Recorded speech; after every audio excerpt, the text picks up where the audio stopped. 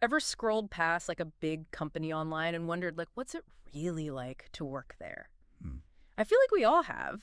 Yeah. So Sometimes you today, see the name and you're like, what's yeah, what's going on in there? totally. And today we are doing just we are pulling back the curtain on one of those giants, EY. We're Ooh. going deep on a single Glassdoor review from a former senior tax associate in London, and we're going to see what their experience might reveal about the company as a whole. Oh, Is this the norm all right. or an outlier? Let's see. Let's find out. Yeah, it's like getting a tiny window into a whole company's culture, Right. right? Yes. It's just one person's truth, Right. but like packed with these potential insights if you know where to look. Exactly. And this review starts on a surprisingly positive note. Good colleagues camaraderie sounds almost idyllic. Almost, Yeah. almost. But then there's this sharp turn. Yeah. Our reviewer throws in a however Oh. that leads straight into long hours. Oh, no. And we're not just talking like busy season here, Right? but all year round. Wow. Makes you wonder if EY is accidentally running like a year-long sprint. Which, spoiler alert, is a recipe for burnout.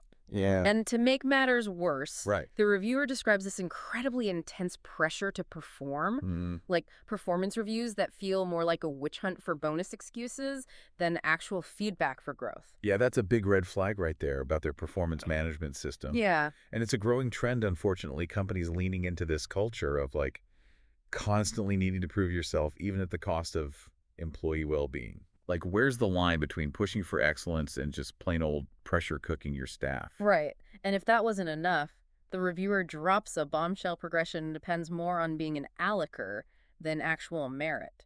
Ouch. Ouch. Sounds like we're back in high school. Right.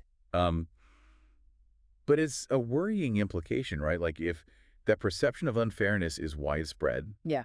just think about the impact on morale. Yeah.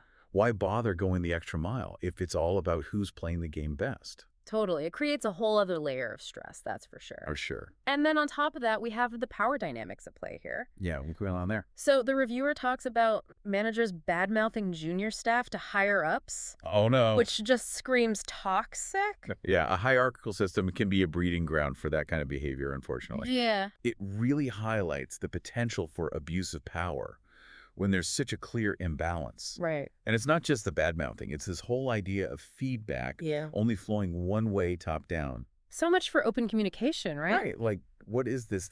The Stone Age of corporate culture. Totally. It's a Yeah. surprisingly common dynamic, sadly. Really? But it's these small details, Mm. the seemingly insignificant stuff that can really tell the tale. Oh, okay. Like Interesting. the long leave approval process is mentioned. Okay. On the surface, it's not a huge deal, Right. but it could point to a deeper culture of control, Okay. you know, Yeah, I see what you mean. little things like that. Especially combined with the reviewer's comment about EY not being very empathetic towards their international colleagues, Right. makes you wonder about their overall approach to inclusivity and flexibility. Yeah, it raises questions, that's for sure. Yeah. And speaking of control, Okay. let's talk about this 35-hour rule the reviewer mentions. Okay.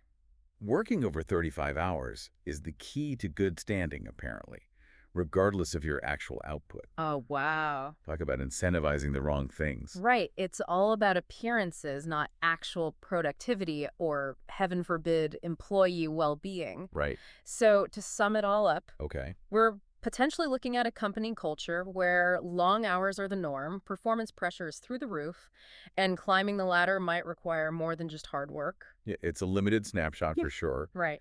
But this deep dive really, I think, highlights the importance of digging deeper than just the glossy brochures and corporate slogans. If you're considering a job at EY, or really any company for that matter, this review offers a valuable roadmap of questions to ask. Absolutely. Like, what kind of work-life balance does the company actually promote? Right. What's their performance management really about? What are they actually evaluating you on? And here's a final provocative thought. Okay. The reviewer directly addresses management in their advice. Interesting. What does that tell us about their mindset? And more importantly, what might EY learn from embracing that kind of direct, unfiltered feedback, even if it's not all sunshine and rainbows? Yeah. Are they listening to that If you- feedback?